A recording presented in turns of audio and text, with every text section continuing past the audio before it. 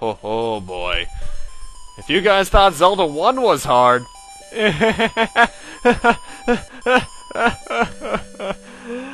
Actually, I like this game better than Zelda 1. Anyway, hello everyone and welcome to Let's Play Zelda 2: The Adventure of Link. The only game in the series aside from Link's Awakening to actually have the main character's name in the title.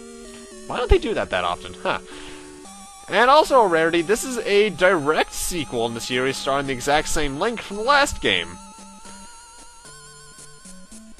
And I really have to say, I like this title screen music, and I kind of want the title screen to scroll up now so I can read the storyline, but it takes forever for some reason. There we go.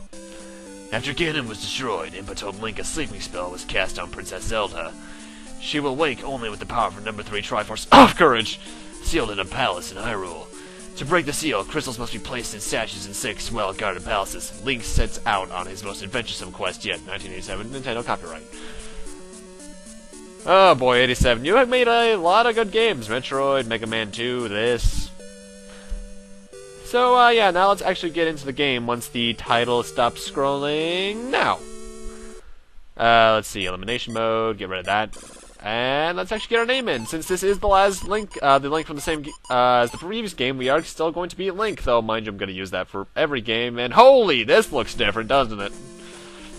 Yeah, as opposed to the top-down perspective of Zelda 1, for some reason with Zelda 2, they decided to go with the side-scrolling perspective, which is weird to say the least, though actually I kind of like it. You actually notice there's actually XP in the top right, and you can get that for various ways, via P-bags or otherwise. And I just got the first level up there. Your stats, attack, magic, and life. First up, they all 3 max at 8. And which one gets leveled up per level is determined solely based off the game. It's completely set. In the American version, though. In the Japanese version, you can choose any stat you wanted to level up. However, the penalty to that is, when you got a game over, all the levels would reset to the lowest number you had. So if, like, we had 7 attack, 7 magic, 4 life, everything would reset to level 4. So that's kind of annoying. Anyway, we are now in the town of Rauru. Ocarina of Time players will remember that name from somewhere else. Also, that red lady right there that's walking back and forth, you can actually talk to her to go into her house to be healed somehow. And we're actually going to come in here because the reason we are in Rauru is to talk with this woman's father before we leave town. Because you're going to notice there is a magic bar, which we're kind of used to at this point. Link to the Past had it, Ocarina of Time had it, Majora's Mask had it. I forget what other games had it. Wind Waker had it. And in this game we actually get spells to use. The first one's down here, and it's arguably one of the most useful in the game. Shield. The way you use magic is that you go into the pause menu on any screen, and then you press select to use it. You obviously do have MP. Each spell has a certain amount it uses, though I think that amount gets lowered with every either magic level up, or... yeah, I think every level up of magic. And with that, we're pretty much done with setup. We're going right to the first dungeon now. Much better than Zelda 1 in that front, really. Because in Zelda 1, we didn't get into the first dungeon until, what, part 2? Also, you might notice there's now technically random encounters. I'm not going to do my normal RPG thing where I skip new encounters that have repeat enemies, because they don't take that long to begin with. You're probably going to get hit by that thing your first playthrough. This cave is dark, but we'll remedy that by the end of the part. Also, I love the overworld music. There's 3 kinds of enemies you can encounter on the overworld. The small ones, which look like the bots, which are the gels. They're pretty simple. They are usually very easy enemies. Then you got the big ones, which look like moblins, which often contain tougher enemies. And then you'll have the fairies, which have a fairy in them that... I forget if they are a full life restore or just a life restore in general. I'm surprised they got past that place without getting hit, by the way. And in here we got our first heart container. And that Garaya just completely blindsided me. The Garaya actually throws a high boomerang, by the way. You will actually block it because of where your shield is. Yep, back from Zelda 1 are, in fact, heart containers. There's even magic jars so you can get to increase your magic amount, because, well, obviously there's a total of, I think, 8 bars per, or is it 7? I think it's 7. So we're gonna need to do some stuff.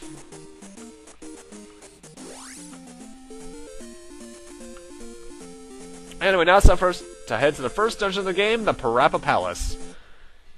And my god, I love this track. Zelda 2's soundtrack, while it has a bit of a twang to it, is really good. Also, fun fact, the theme that plays in the battle sequences in the overworld is actually different in the Japanese version. That theme, although the theme that they used in the Japanese version would later reappear in Minish Cap, actually, for the mini-boss theme. Anyway, another new enemy here, Stalfos. Very easy. By the way, controls are pretty much standard for platformers. A is jump, B is attack. D-pad does what you'd think it would.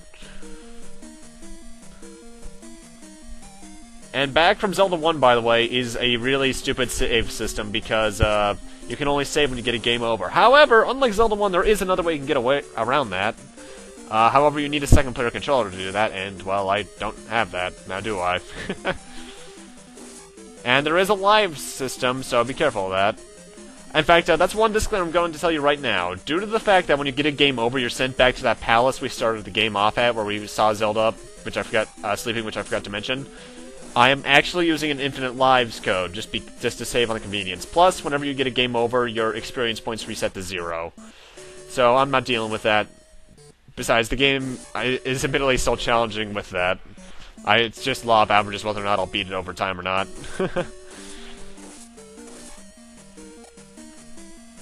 Anyway, there is actually a story to this game, besides what we saw earlier. Essentially,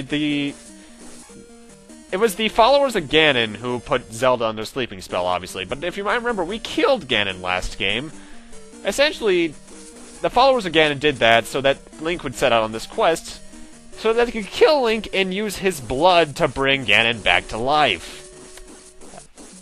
That's dark. Plus, whenever you get a game over, you get a really, really annoying laugh sound by... Oh, I hate it. Anyway, we got bubbles here. You might remember these guys from last game. However, in this game, they're really useful because when you kill them, which takes forever, as you might notice, you get 50 experience points, which at this point of the game is really good. So whenever I find a bubble for pretty much like the first 2 or 3 dungeons, this one aside, I'm actually going to kill it, but I'm going to edit out most of the killing process. Just because they take forever, as you are noticing. I think they take around 40 to 50 swings when you have one attack.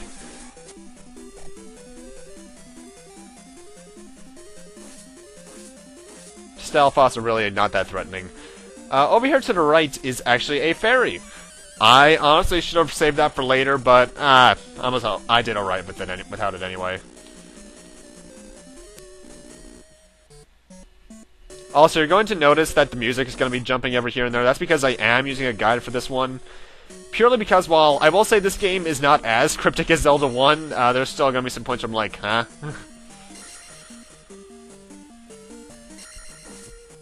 Anyway, the guys that are running across the screen that have been running across the screen since the beginning of the dungeons are tin suits. Like that guy right there. They are annoying for one fact and one fact only. When they hit you, not only do they do damage, but they take some of your experience points away. Thanks, game. This is a mace thrower, very easy once you get underneath the arc of its swing. And you're going to actually notice there's a jar there on the right. That is a magic jar that actually dropped from the Iron Knuckle statue when I hit it. There's 2 kinds of magic jars in the game, excluding the ones that obviously increase your magic bar. The blue ones, which I think give 1 unit, and the red ones, which fully restore, or at least give like 7 units. Either way, you want to find red ones as much as possible, because while in the early game we don't use magic much, later on we will, especially a certain one that makes us go while Mega Man 8 jump, jump, slide, slide.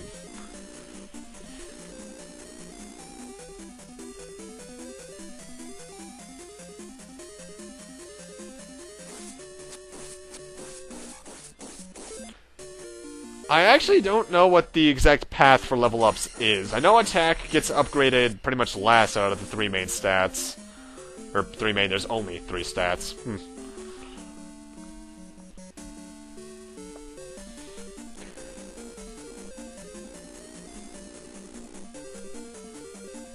Also, fun fact, you're gonna notice throughout the game that the dungeons actually have different looks to them. In the Japanese version, I'll bring this up again once we get to like the 2nd dungeon or so, they all looked like this. Whoa, what are you doing over there, buddy? Oh, dear lord. You are fast. Get over here. Thankfully, it's very easy to get bubbles into stun locks, and now they're gonna die twice as quickly. Booyah!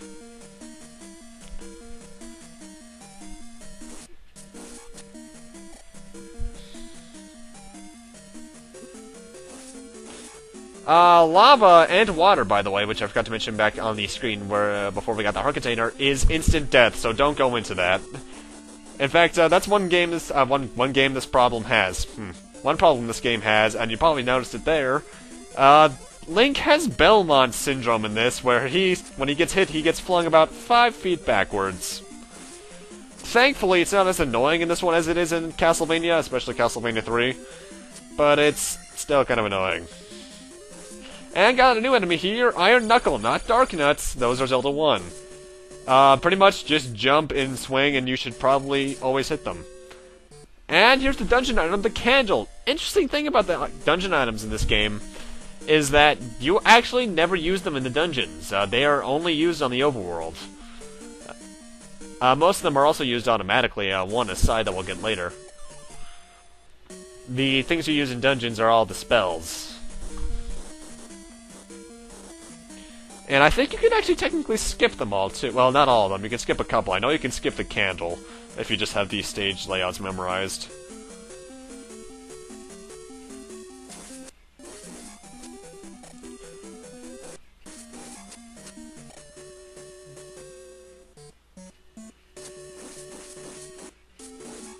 I really do love this song, by the way.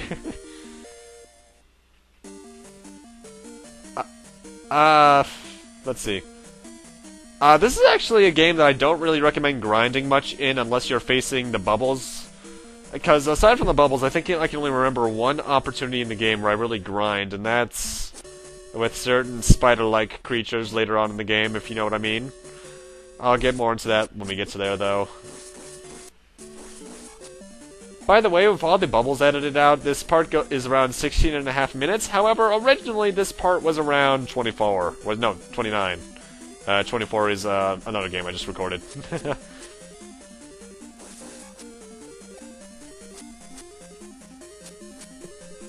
Get down here. Thank you. Ow, you little... when bubbles hit you, actually, they do take some of your magic away, so watch out for that. Well, mind you, like I mentioned earlier, magic doesn't really matter much in the early game, but late game, oh dear, you're gonna want as much of it as possible. I hate the placement of this Iron Knuckle here, by the way. Mind you, if you know the jump technique, it's really easy, but it's still pretty mean. The Stalfoss are pretty much no threat at all, though. Mind you, are they ever? I can't remember a single Stalfoss that's really a threat. Well, actually, Wind Waker's, maybe. Whoa, I dodged that barely.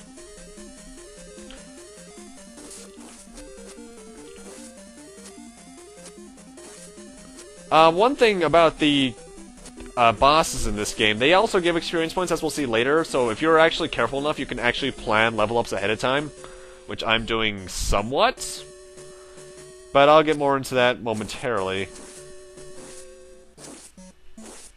Because, ooh, P-Bag. Enemies can also drop P-Bags, in which case they'll give you a lot more experience points than normal. Like, that one gave me 200, which is very good. I recommend using Shield for this boss, who is Horsehead. Horsehead, first off, you can only hit him on the head, obviously. And his only attack is to use his mace and touch damage. Very easy, you can see the life bar on the left. Only takes about 7 hits at my level. Honestly, actually, if you're around where I am in terms of experience points, I actually recommend going back to farm those bubbles for another level up, just because you can. But I don't really need to do that. Another way of farming later on. But anyway, as I was mentioning, you can plan your level ups ahead of time, and every time you beat a boss, not only do they drop experience points, but a key drops, which you need to get to the place that you have to set the crystal into that was mentioned in the intro cutscene, or title dialogue. Well, whenever you actually do this, you actually get a guaranteed level up, because it pretty much gives you quad 9 experience points until your next level up. Which is very useful. And just exit out to the right. Now you know you've done everything in the dungeon when it turns into a rock on the overworld. Because if you didn't get the item, or if you didn't kill the boss, it'll still be a palace. And now that we have the candle, this place is lit up, and you get to see the louder there that I killed very quickly earlier.